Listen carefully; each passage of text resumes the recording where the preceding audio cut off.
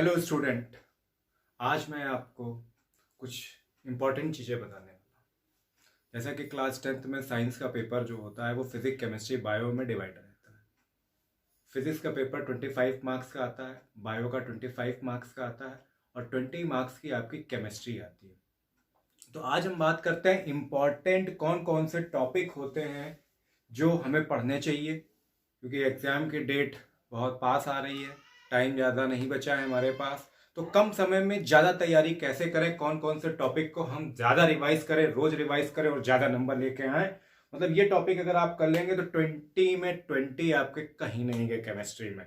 तो आइए बात करते हैं आज हम लोग important topic for board exams. Board exams में कौन कौन से केमिस्ट्री से रिलेटेड, तो ये मैं इस पे समय जो मैं बता रहा हूँ ये स्पेशली जो है वो क्लास 10th के लिए मैं बात कर रहा हूँ। क्लास 10th के लिए तो यहाँ पर आप देख रहे हैं कि 5 चैप्टर जो हैं वो दिए हुए हैं। तो ये 5 टॉपिक जो हैं ये मतलब 5 चैप्टर्स हैं। तो आपके केमिस्ट्री में ये 5 चैप्टर्स हैं। तो इन पांचों चैप्टर्स में से कौन कौन से टॉपिक जो हैं वो क्या है इम्पॉर्टेंट है, हम लोग उनकी बात करते हैं। तो देखिए यहाँ पर लिखा हुआ पहला चैप्टर है आपका केमिकल रिएक्शन एंड इक्वेशन। तो chemical reaction and equation chapter में आपको क्या करना है, रिएक्शंस करनी है। कौन कौन सी रिएक्शंस करनी है? Addition reaction, decomposition reaction, precipitation reaction, neutralisation reaction, dissociation reaction, double displacement reaction, oxidation reaction, reduction reaction, redox reaction और कोरिजन। तो ये टॉपिक्स जो हैं इनको आपको क्या करना है, बोर्ड एग्जाम्स के लिए आपको क्या करना है, प्रिपेयर करना है। तो ये टॉपिक जो है बहुत ही इंपॉर्टेंट हैं।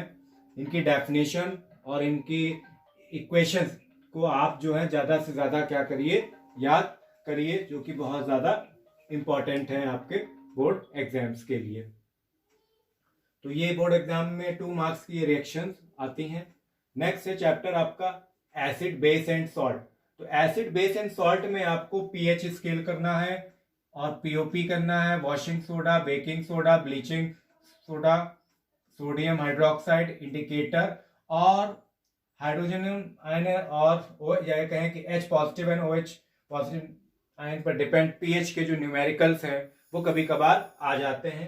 तो इस चैप्टर से आपका 5 मार्क्स का आने वाला है। नेक्स्ट है आपका कार्बन एंड इट्स कंपाउंड। तो इसमें covalent bond, electrovalent bond, homologous series, substitution reaction, addition reaction और आईयूपीएसी जो भी आपके बुक्स में दिए हुए हैं। आईयूपीएसी बहुत ज्यादा टफ नहीं आते हैं। आप क्वेश्चन बैंक के जो भी आईयूपीएसी दिए उनको आप बार बार प्रैक्टिस कर लीजिए, उसमें आपके फंस जाएंगे आईयूपीएसी। एथिल अल्कोहल की लैब प्रिपरेशन पूछ दी जाती है और इससे केमिकल रिएक्शंस, एथेनोइक एसिड के बारे में पूछा जाता है, एस्टिक एसिड के बारे में, उसमें भी यही करना है। सफोनिफिकेशन के बारे में पूछा जाता है, क्लीनिंग एक्शन ऑफ सोप पूछा जाता है और इलेक्ट्रॉन डॉट स्ट्रक्चर बनाना और ईस्टरिफिकेशन रिएक्शन जो होती है वो बहुत ज्यादा इंपॉर्टेंट होती है, ईस्टरिफिकेशन। तो ये टॉपिक्स आपको करने हैं जो आपको 5 मार्क्स दिला देंगे आपको। नेक्स्ट चैप्टर है metal and non metal. Metal और नॉन मेटल में आपको कोरिजन की डेफिनेशन, कोरिजन से कैसे बचा जा सकता है पूछा जा सकता है। रिएक्टिविटी सीरीज क्या होती है, रोस्टिंग और कैल्सिनेशन, अलॉय और ओर की छोटी छोटी ये डेफिनेशंस हैं 2-2 लाइन की, ये ज्यादातर पूछी जा सकती हैं। तो इस चैप्टर से 4 मार्क्स का आता है। पीरियोडिक क्लासिफिकेशन ऑफ एलिमेंट, इस चैप्टर में आपको मॉडर्न पीरियोडिक लॉ या मॉडर्न पीरियोडिक टेबल से रिलेटेड उसकी डेफिनेशन, उसके ग्रुप और पीरियड्स क्या हैं, उनके अंदर क्या आपको मैटर लिखना है। मेरिट और डीमेरिट्स क्या आती है वो आपको लिखना है। मेंडलीव पीरियोडिक टेबल में भी यही काम करना है आपको, मेरिट और डीमेरिट लर्न करनी है, ग्रुप कितने थे, पीरियड कितने थे, क्या डेफिनेशन थी। और डोबिनियन ट्रेट की definition, Newland law of octave की डेफिनेशन कभी कभार पूछ दी जाती है, बहुत कम आती है पर। और डायगोनल रिलेशन और ट्रांसलेशन एलिमेंट की डेफिनेशन।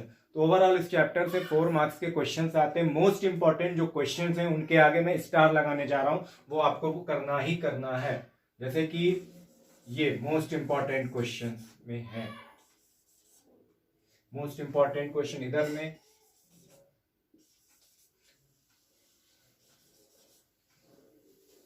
और इधर की अगर हम बात करें तो ethanoic acid, ethyl alcohol, saponification, cleaning action of soap, esterification reaction, substitution reaction, और कोवेलेंट और इलेक्ट्रोवेलेंट का डिफरेंस या इनकी डेफिनेशन बहुत ज़्यादा पूछी जाती है। इधर की बात करें तो POP, washing soda, baking soda, bleaching powder, sodium hydro, इन पांचों टॉपिक में से कोई एक ना एक जो होता है वो उसकी प्रिपरेशन और केमिकल रिएक्शंस के बारे में लिखने को जरूर आता है। इन पांचों में से बहुत कोई ना कोई 101% आना ही आना है। एक न्यूमेरिकल कभी कभार इससे रिलेटेड पूछ दिया जाता है, और पीएच स्केल के बारे में डेफिनेशन जो है सारी चीज़। इधर वाले में आपको क्या करना, रेडॉक्स रिएक्शन बहुत इंपॉर्टेंट है, और इसमें डबल डिस्प्लेसमेंट और इनके डिसोसिएशन रिएक्शन के टाइप, थर्मल डिसोसिएशन, आयनिक डिसोसिएशन को पूरा डिफरेंस पढ़ लीजिएगा, न्यूट्रलाइजेशन रिएक्शन और प्रिसिपिटेशन रिएक्शन और एडिशन रिएक्शन। ये जो है टॉपिक जो है बहुत ही इंपॉर्टेंट है। ये ज़्यादा टॉपिक नहीं है, सिर्फ 40 टॉपिक है। इन 40 टॉपिक को आप कर लीजिए, 20 नंबर जो है केमिस्ट्री के अपनी जेब के अंदर कर लीजिए। अब केमिस्ट्री से कोई डरेगा नहीं, केमिस्ट्री को कोई भागेगा नहीं। केमिस्ट्री को सिर्फ आपको ये क्या करना है, ये टॉपिक पढ़ने हैं और बोर्ड में फुल मार्क्स आपको लाने हैं। ज़्यादा नहीं है सिलेबस, 40 टॉपिक। ये 40 टॉपिक को रोज रिवाइज करिए।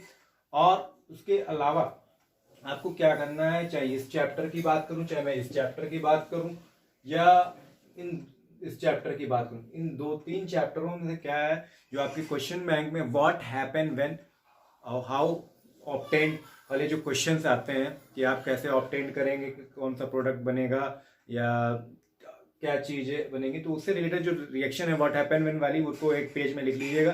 25 से 30 रिएक्शंस होंगी, उनको आप अच्छे से कर लीजिएगा। बस आपकी केमिस्ट्री की टेंशन बिल्कुल रफू चक्कर हो जाएगी। Okay, thank you.